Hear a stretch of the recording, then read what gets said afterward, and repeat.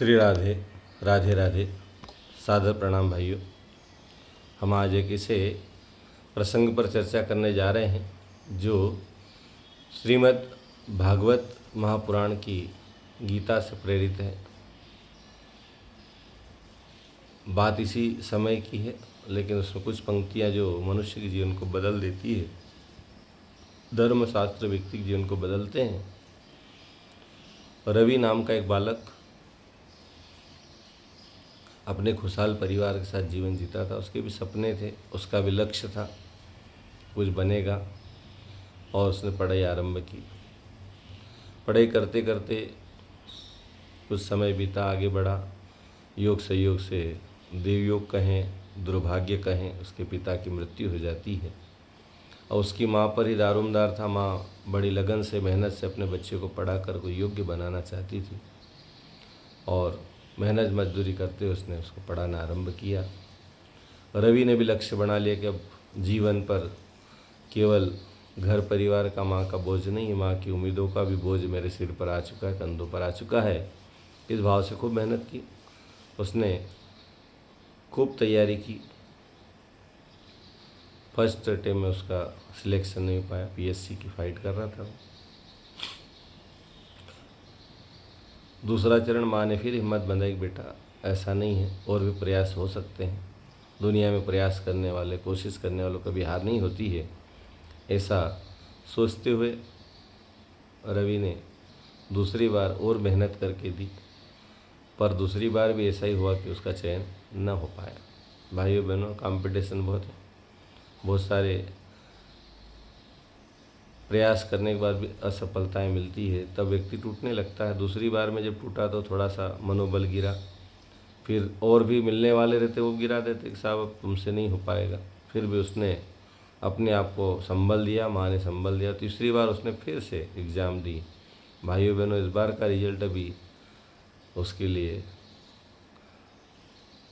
Negative रहा, नकारात्मक रहा, न हो पाया। अब तो पूरी तरह टूट चुका था। अब लगा कि शायद नहीं होगा। घर वालों ने भी, परिवार वालों ने, इष्ट मित्रों ने कहा तुमसे नहीं हो पाएगा। एक दिन अपने आप को कमरे में बंद किया, विचार करने लगा कि अब क्या करना चाहिए। एक दिन अपने मकान की छत पे चढ़ा और विचार की गहराइयों में डूबा। उसने सोचा कि अब ऐसे जीवन से भी क्या,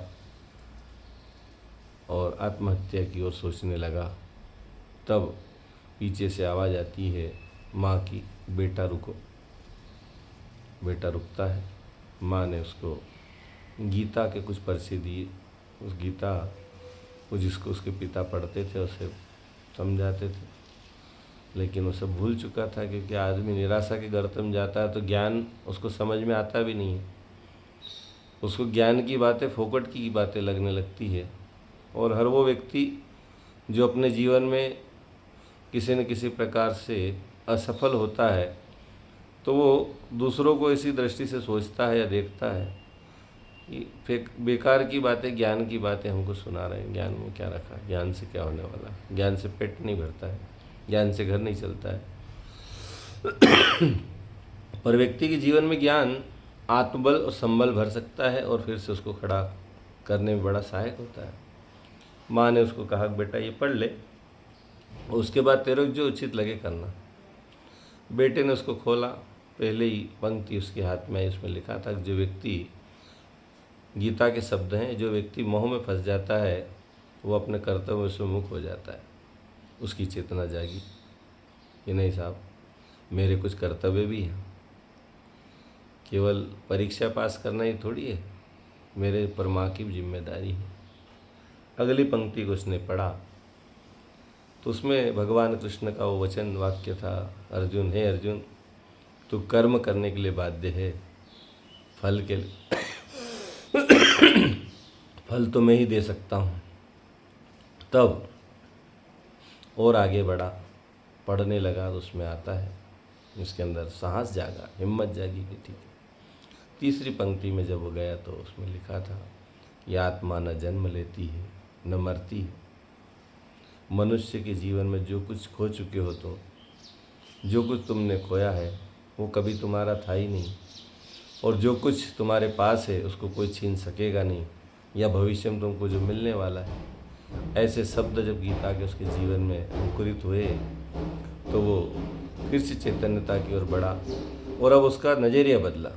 अभी तक वो लक्ष्य को लेकर भिड़ा था, वो कर्तव्य को लेकर भिड़ा कि मेरा कर्तव्य को मैं एग्ज़ाम दूँ, फल देना है परमात्मा देंगे, मैं अपनी पूरी ताकत, पूरी शक्ति, पूरी सामर्थ्य, पूरी ईमानदारी से मेहनत करूँ। और इस प्रकार से फिर उठ खड़ा हुआ, फिर मेहनत करी। 6 महीने में अगले उसको ऐसा अवसर मिला और 6 महीने उसने एग्ज़ाम फाइट की और वो उस उच्च आसन पे, जिस पद पर बैठना चाहता, लक्ष्य को प्राप्त किया। गीता मनुष्य जिंदगी को बदलने का एक अच्छा माध्यम है और सद्ग्रंथ जितने भी हैं वो मनुष्य जीवन को बदलने के लिए होते हैं। लेकिन आज के इस दौर में जब व्यक्ति निराश हो जाता है तो ज्ञान की बातें उसको फोकट की बातें लगती है, बेकार की बातें लगती है। ज्ञान काम नहीं आता ऐसा उसका मानना है, लेकिन ज्ञान ही काम आता है। धरती पर ज्ञान से बड़ा कुछ नहीं है और ज्ञान को सही रूप में अपनाने की आवश्यकता है। ज़रूरी नहीं कि ज्ञान आपको पैसा दे दे, लेकिन ज़रूरी ये भी है कि ज्ञान आपको जीवन का वो मर्म समझा दे जो पैसा भी नहीं दे पाएगा। इसलिए ज्ञान यज्ञ से बड़ा कोई यज्ञ नहीं है। जीवन को ज्ञान यज्ञ से जोड़ें। कोई सा भी ग्रंथ, हमारा धार्मिक ग्रंथ, हमें कई प्रकार की प्रेरणा दे सकता है, जीवन को नई दिशा धारा दे सकता है, नए जीवन की ओर हमें अग्रसर कर सकता है, नया जीवन हमारा बना सकता है, या जीवन में कई प्रकार के रंग भर सकता है। ये ज्ञान की ताकत है। भाइयों बहनों, ज्ञान के इस परम लक्ष्य को पाकर स्वामी विवेकानंद जो नौकरी मांगने गए थे, इतिहास पुरुष बन गए। नौकरी करते तो हो सकता है आसपास के 10-20 गांव, 1-2 जिला, एक आध प्रदेश उनको जाने, लेकिन विश्व विख्यात यदि कोई हो गए, इतिहास पुरुष हो गए, युवाओं के दिल की धड़कन हो गए, तो ज्ञान से हुए। ज्ञान को उन्हें आत्मसात किया, उस ज्ञान का डंका पूरी दुनिया के अंदर बजाया। सनातन संस्कृति के ज्ञान को चरम शिखर तक ले गए, ऐसे हमारे स्वामी विवेकानंद हुए। भाइयों बहनों, ज्ञान व्यक्ति के जीवन को नई दिशा धारा देता है। यदि हम प्रयास करें तो हमारी ज़िंदगी भी ज्ञान से बदल सकती, संवर सकती है। आज हम नकारात्मकता की ओर जाकर उल्टे सीधे काम करते हैं और दोष और आरोप प्रत्यारोप अपने और अपने परिजनों पर लगाते हैं। हमें अपनी कमियां दिखाई नहीं देती। अपनी कमियों को भी देखें कि हमारे से भी कोई गलती हुई। कमियां सब में हो सकती, माता पिता से भी होती हो, लेकिन अपने जीवन की कमियों के लिए यदि हम दूसरों को ही दोष देते रहें तो फिर हम कब आगे बढ़ेंगे, हम कब अपने आप को बदलेंगे, कब हम अपने आप को ठीक कर पाएंगे। तो हम ज्ञान से जुड़े, ज्ञान यज्ञ से जुड़े, ज्ञान को आत्मसात करें और धर्मशास्त्रों की जो छोटी छोटी बातें हैं वो ज़िंदगी को बदलने के लिए है। परम पूज्य गुरुदेव की पुस्तक हारिए न हिम्मत, उसको ज़रूर पढ़ें, जीवन बदल जाएगा। छोटे छोटे सूत्र हैं, लेकिन उसमें व्यक्ति के अंदर मनोबल भरने की पर्याप्त सामर्थ्य उस छोटी सी पुस्तक में परम पूज्य गुरुदेव ने दी है।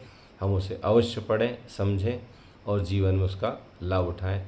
श्रीमद् भगवद गीता को जरूर पढ़ें, उसके सूत्र बड़े शानदार हैं, उसके सूत्र ज़िंदगी को बदलने के लिए हैं और गीता हर व्यक्ति को पढ़ना चाहिए।